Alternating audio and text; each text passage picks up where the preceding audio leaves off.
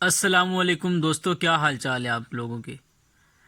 पीफ के हवाले से पहले मैं एक वीडियो बना चुका हूँ जिसके अंदर मैंने आपको पीफ की हिस्ट्री, पीफ की अमाउंट और पीफ के स्कॉलरशिप होल्डर लोगों की तादाद बताई थी और मैंने बताया था कि पीफ के स्कॉलरशिप्स कौन कौन से हैं।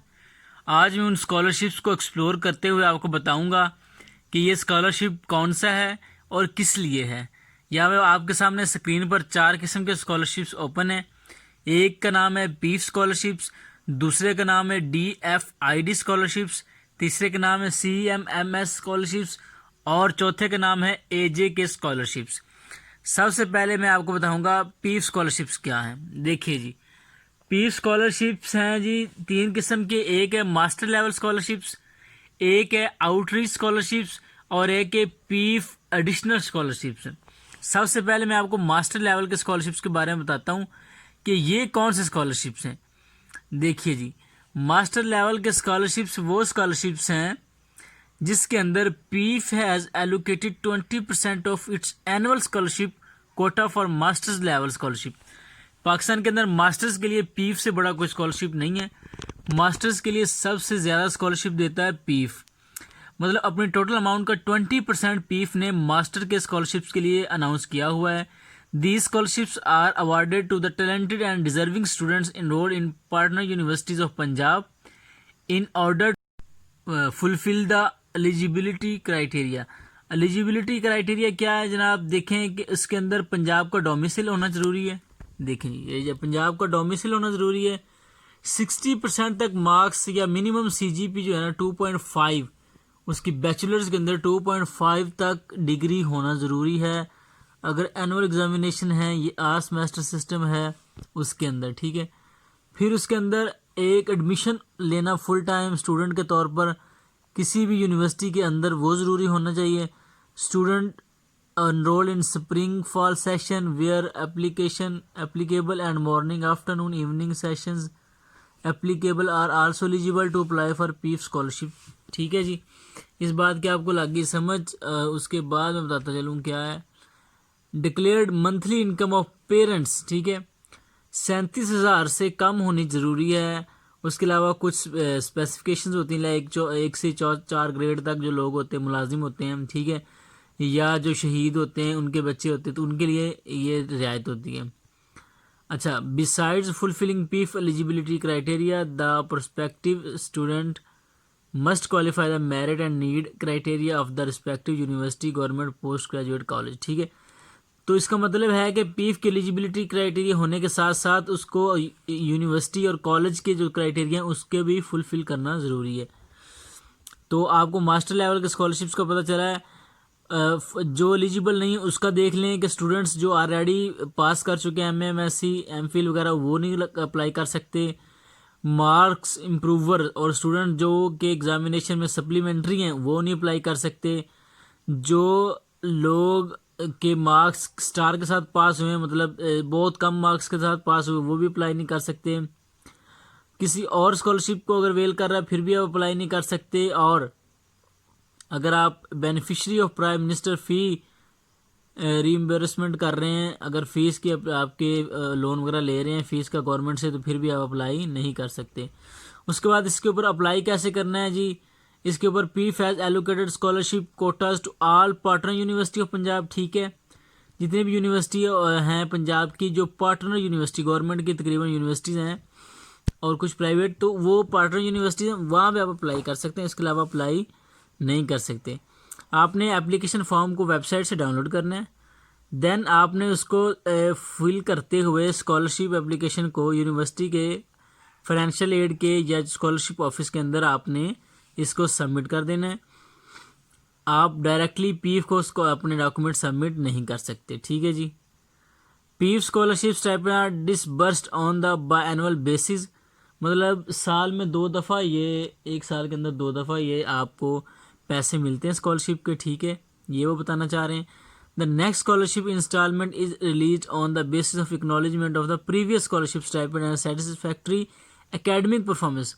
आपको जो पहली किस्त मिलेगी, पहली रकम मिलेगी, उसके बाद दूसरी रकम पहली आपकी एक्टिविटी को देखते हुए, कारकर्दगी को देखते हुए ही उसकी बेस पर आपको उसकी मिल सकती है। अगर आपके अंदर उसके अंदर सेटिस्फाई नहीं कर रहे देन वो रुक सकती है, ठीक है।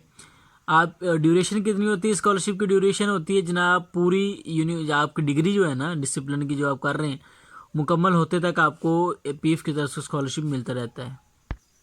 और साथ में आपको बताता चलूँ कि अगर आप जब डेट अनाउंस होगी 2020 की तो यहाँ पे एप्लीकेशन फॉर्म होगा वो डाउनलोड करेंगे, साथ में एफिडेविट फॉर्म होगा वो डाउनलोड करेंगे। और नीचे लिस्ट है पार्टनर यूनिवर्सिटीज़ की कि यूनिवर्सिटीज़ कौन सी पार्टनर हैं पीएफ के साथ वो देख लें, और उनके फोकल पर्सनस कौन कौन से हैं वो भी आप यहाँ से देख सकते हैं। तो इसके बाद चलते हैं जी नेक्स्ट टाइप ऑफ स्कॉलरशिप हमारे पास कौन सा है वो आपको दिखा देते हैं। ये हमने देख लिया था, अब आउटरीच स्कॉलरशिप आपको दिखा देते हैं। ये देखें जी, आउटरीच स्कॉलरशिप्स हैं। PF has allocated 80% scholarship for the outreach scholarship. ये स्कॉलरशिप होते हैं स्टूडेंट्स एजुकेशनल लेवल के ऊपर जाकर, जो 4 किस्म के लेवल बनाए जाते हैं। एक सेकेंडरी लेवल होता है जो मैट्रिक तक, उसके बाद इंटरमीडिएट लेवल, ग्रेजुएशन लेवल और मास्टर्स लेवल। इंटरमीडिएट के ऊपर 30% है, सेकेंडरी पे 20%, ग्रेजुएशन पे 30% और 20% मास्टर्स, जो ऑलरेडी मैं आपको बता चुका हूँ मास्टर्स का, ठीक है। तो इसमें क्या होता है कि जो सेकेंडरी मतलब 8वीं क्लास की बेस पर, 9th क्लास की, 10th क्लास की या 5th क्लास की, इन बेसिस पर आप लोगों को क्या होता है कि खुद स्कूल के अंदर पीएफ वाले बच्चे फाइंड करते हैं और उनके ग्रेड्स की बेस पर स्कॉलरशिप अप्रोच करते हैं, ठीक है जी। ये होता है उधर आपके इंस्टीट्यूट्स, गवर्नमेंट इंस्टीट्यूट वगैरह के अंदर, वो आप जब पूछते हैं आपसे, ठीक है। अप्रोच देखें, PF has adopted a proactive approach for the award of outreach scholarship to the talented and deserving students. No advertisement are released to seek applicants for scholarships, ठीक है। ये जो आउटरीच स्कॉलरशिप होती है इसके लिए कोई वेब एडवर्टाइजमेंट नहीं की जाती, बल्कि डायरेक्ट ही स्कूल्स के अंदर जाकर या कॉलेजेस के अंदर अप्रोच किया जाता है जो ज़हीन और मुस्तहिक तलबा होते हैं ना उनके ऊपर, ठीक है। पीएफ जो है ना वो डाटा इकट्ठा करता है पंजाब एग्जामिनेशन कमीशन से, आल बोर्ड से, intermediate and secondary education board से, पंजाब के फेडरल बोर्ड हैं, इंटरमीडिएट एंड सेकेंडरी एजुकेशन जो है सबसे एलिजिबिलिटी या क्राइटेरिया देखते हुए ये चेक करते हैं, ठीक है। फिर जियोग्राफिक एलोकेशन होती है। जियोग्राफिक एलोकेशन उसमें ये क्या होता है कि पंजाब एजुकेशनल एंडोमेंट फंड जो है आपका वो एजुकेशनल अपॉर्चुनिटीज़ देता है आपको। उसके बाद आपका पर्सपेक्टिव डिस्ट्रिक्ट पंजाब जो है उसको मेजर कैटेगरीज में डिवाइड किया जाता है, लाइक जैसे डेवलप्ड डिस्ट्रिक्ट्स और लेस डेवलप्ड डिस्ट्रिक्ट्स। इनकी बेसिस फिर आपके जो स्कॉलरशिप्स हैं वो अनाउंस होते रहते हैं और उनकी बेसिस पर कोटा बनता है, ठीक है। अब लेवल कौन सा है और उनका एलिजिबिलिटी क्राइटेरिया क्या है देखें। सेकेंडरी लेवल जो होता है वो पास्ट पंजाब एग्जामिनेशन कमीशन, 8वीं क्लास का उसने पास किया होता है, ठीक है। 8वीं में आपके 60% तक मार्क्स जो है ना वो ऊपर लिखे हुए हैं कि आपके होने चाहिए, ठीक है।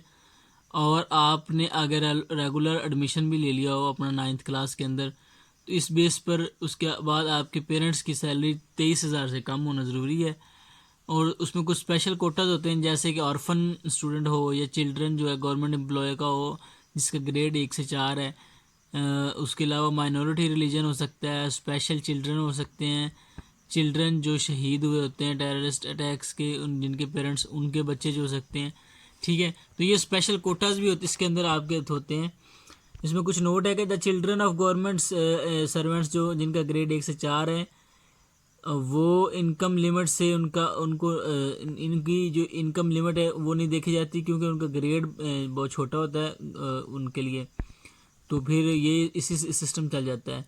उसके अलावा जो चिल्ड्रन ऑफ सिविलियंस शहीद जो होते हैं टेररिस्ट अटैक्स के अंदर उनके भी मंथली इनकम वगैरह इस लिमिट इससे कम हो सकती है, मतलब ज़्यादा कम हो सकती है, कोई इशू नहीं है। और मार्क्स इम्प्रूवर्स और students who have pass examination in supplementary session are not eligible. Improvers तो पीएफ बिल्कुल भी जो इम्प्रूवर्स होते हैं या मार्क्स जिनकी सप्ली वगैरह आई होती है तो उनको पीएफ बिल्कुल भी कोई स्कॉलरशिप अनाउंस नहीं करता। उसके बाद हमारे पास लेवल आता है इंटरमीडिएट लेवल का। इसमें क्या होता है कि मैट्रिकुलेशन जो है ना आपका एग्जामिनेशन वो बोर्ड की तरफ से हुआ होता है और आपने उसको क्लियर किया होता है। Only students of federal government institutions and federal private affiliated institution situated within the geographical boundaries of Punjab are eligible. जो कि पंजाब की बाउंड्रीज़ के अंदर होंगी वो एलिजिबल होंगे फेडरल गवर्नमेंट इंस्टीट्यूशंस, लेकिन जो पंजाब के अपने वो सारे होते हैं। उसके अलावा declared monthly income of parents जो है ना वो 23,000 से कम होनी चाहिए। एफएससी आपकी एफए या जो भी इंटरमीडिएट आप कर रहे हैं, वो कोटा वगैरह वही सेम है मैट्रिक वाला, ठीक है, वही कोई और स्कॉलरशिप ना ले रहा हो, ठीक है। उसके अलावा रेगुलर स्टूडेंट होना चाहिए किसी भी आगे आपके कॉलेज वगैरह का, ठीक है। बाकी सेम वही जो लास्ट में आपको बता चुका हूँ। आगे मास्टर्स का जो मैं इससे पहले बता चुका हूँ, सीजीपी वगैरह लिखी हुई है। बस ये इनके कोटे हैं और ये टाइप्स हैं स्कॉलरशिप्स की, जो कि आउटरीच स्कॉलरशिप थे, पहले स्पेसिफिक पीफ का स्कॉलरशिप था। इसके बाद कुछ टाइप्स हैं मैं आपको बताता हूँ साथ साथ। मास्टर लेवल और आउटरीच के बाद है जी पीफ एडिशनल स्कॉलरशिप्स, जो कि आईजे के और इस्लामाबाद के शायद इन इलाकों के लिए सिर्फ है। ये देखें जी, अदर प्रोविंसेस आज़ाद, जम्मू कश्मीर, फाटा, इस्लामाबाद, कैपिटल टेरिटरी और गिलगित बल्तिस्तान, इनके लिए भी साथ में कुछ कुछ स्कॉलरशिप्स पीफ अनाउंस करता रहता है। इसमें देखें जी एलिजिबिलिटी क्राइटेरिया क्या है, मैं आपको बता देता हूँ कि जो प्रोविंशियल टेरिटरी या डोमिसाइल जो है ना वो होना चाहिए आपके पास, पास्ट, मिडल, मैट्रिकुलेशन, इंटरमीडिएट, मतलब जिस लेवल पे भी आप अप्लाई कर रहे हैं वो पास होना ज़रूरी है, उस लेवल को पास होना ज़रूरी है। उसके बाद एग्जामिनेशन फ्रॉम गवर्नमेंट इंस्टीट्यूट जो है ना वो भी आपका पास होना ज़रूरी है। आपके पेरेंट्स की जो सैलरी है वो 23,000 से कम होना ज़रूरी है। बाकी कोटा वही सेम जो लास्ट टाइम था। तो इस तरह ये स्कॉलरशिप जो है ना वो आपके लिए हो जाता है। बाकी technical education scholarship for students of Balochistan के लिए स्कॉलरशिप्स होते हैं कुछ। पी फैज allocated 30 scholarship for district toppers of DA diploma of associate engineering to pursue graduation level education institutions of Balochistan and Punjab. The student must have passed DAE, scored at least 60% marks, ठीक है, और regular student होना चाहिए। इसके अलावा आपका prospective student may get enrol in under graduate diploma program in Balochistan are students may also be awarded to the students of Balochistan who are enrol in टैफ्टा Punjab administrated institutions in undergo graduate diploma certificate program. मतलब कि जो बलूचिस्तान के students हैं वो पंजाब के अंदर अगर ये DA के बाद डिप्लोमा या ग्रेजुएशन करना चाह रहे हैं तो उनके लिए भी 30 स्कॉलरशिप अनाउंस करती है पीफ। इस तरह के स्कॉलरशिप्स हैं बलूचिस्तान वालों के लिए और AJ के और आज़ाद कश्मीर वगैरह के लिए। इसके अलावा मास्टर्स लेवल के स्कॉलरशिप भी 30 स्कॉलरशिप मास्टर लेवल के भी पीफ अनाउंस करती है आपके बलूचिस्तान के लिए। मतलब कि बलूचिस्तान के लिए पंजाब के साथ साथ बाकी कुछ इलाकों के साथ साथ बलूचिस्तान के लिए भी, क्योंकि कुछ पसमानदा इलाका है बलूचिस्तान का, तो उनके लिए भी स्कॉलरशिप पंजाब पीफ जो फंड है ये अनाउंस करता रहता है। बलूचिस्तान के साथ साथ फाटा के स्टूडेंट्स जो होते हैं जिनके पास डोमिसाइल होता है उनके लिए भी सेम स्कॉलरशिप फाटा की तरफ से, बस उनका फाटा का डोमिसाइल होना चाहिए। बाकी क्राइटेरिया सेम है। मास्टर्स के लिए 37,000 बाप की पे जो इनकम होनी ज़रूरी है, ठीक है, इससे ज़्यादा नहीं हो सकती, ज़्यादा होगी तो फिर आप एलिजिबल नहीं होंगे इसके लिए, ठीक है। उसके बाद सिलेक्शन प्रोसेस है। सिलेक्शन कैसे होती है? The office of provisional territory secretary education acts as a focal office for the identification and selection of the students of PEEF scholarship. जो भी आपके सूबे के अंदर सेक्रेटरी एजुकेशन का ऑफिस होता है उसके पास ये अख्तियार होते हैं पीफ के स्कॉलरशिप, वो मेरिट की बेसिस पर आपकी सिलेक्शन करता है, ठीक है। वो एडवर्टाइज करता है PEEF scholarship in national and local dailies website for identification of meritorious and deserving students, ठीक है। Application are invited on the prescribe PEEF scholarship application forms. All the received scholar application are scrutinized and assessed on merit, ठीक है, merit पर उनको देखा जाता है। Merit पर देखने के बाद फिर ही सिलेक्शन होती है, उसके अलावा ऐसे सिलेक्शन नहीं होती। ये देखें जी कुछ डाटा आपके पास है कि सिंध, बलूचिस्तान, खैबर पख्तूनख्वा, AJ के, गिलगित बल्तिस्तान, फाटा, ICT, मतलब ये इतने लोग एप्लीकेशन स्कॉलरशिप एलोकेशन होते हैं, ठीक है, जो कि आपके पास इन अदर देन पंजाब ये स्कॉलरशिप दिए जाते हैं, ठीक है। इसमें सेकेंडरी कितने 20 हैं जी बलूचिस्तान के लिए और टोटल यही हैं। और उसके बाद इंटरमीडिएट के लिए आपके पास 258 है, बलूचिस्तान के लिए 48 है, सिंध के लिए 48, खैबर पख्तूनख्वा के लिए 30, AJ के लिए, बलगित बल्तिस्तान के लिए 30 हैं, फाटा के लिए 30 हैं और इस्लामाबाद के लिए 18 हैं। बाकी ग्रेजुएशन के लिए देखें तो 172 है, मास्टर्स के देखें तो 30 हैं, बलूचिस्तान के लिए 15 हैं फाटा के लिए 45 टोटल बनते हैं।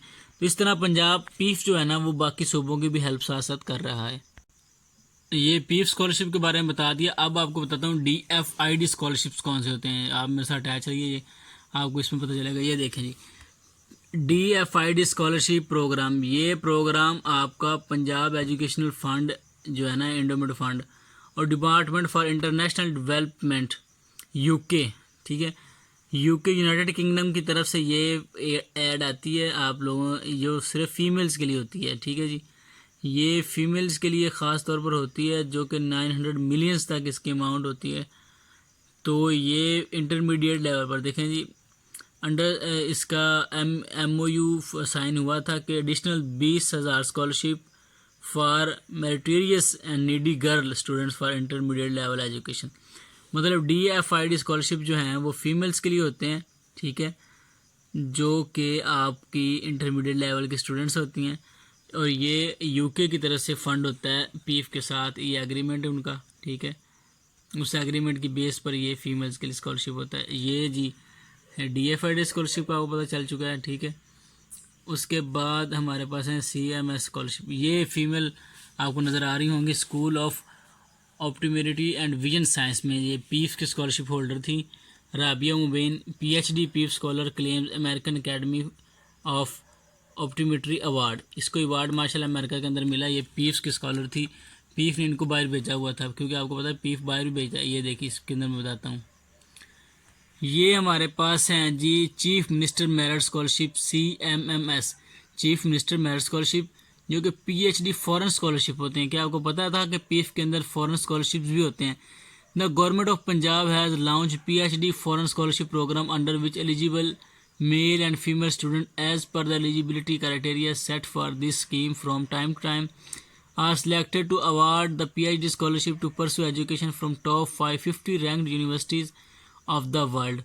The scholarship scheme focus the meritorious students of Punjab while have also allocated a special quota for the students coming from the other federating units of Pakistan as well, ठीक है। ये पीफ का काम है जी, इसको आपको पता है फ़ौरन भेज रही है अपने स्टूडेंट्स को। इसका एलिजिबिलिटी क्राइटेरिया देखने वाला है कि वो क्या होना चाहिए, ताकि हम लोग भी स्कॉलर आपको लोग भी अवेल कर सकें बाहर का scholarship. Valid PhD admission offer from one of the top 50 subject wise universities of the world, QS ranking in preferred subject areas, ठीक है। यहाँ पे www.pif.organization.pkcmms.html, यहाँ पर आप जब जाएंगे तो आपको प्रोग्राम यूनिवर्सिटी सारा कुछ मिलेगा। वहाँ पे आपको ऑफ़र होनी चाहिए एडमिशन की। जब आपको हो जाएगी देन आप अप्लाई कर सकते हैं स्कॉलरशिप के लिए। एलिजिबिलिटी क्राइटेरिया क्या है कि not less than 60% marks through out the academic year, 60% number कहीं भी कम नहीं होने चाहिए, ठीक है। मंथली फैमिली इनकम जो है ना, सेल्फ वगैरह आपके सब के मिला मिलकर 2 लाख से कम होनी चाहिए, ठीक है।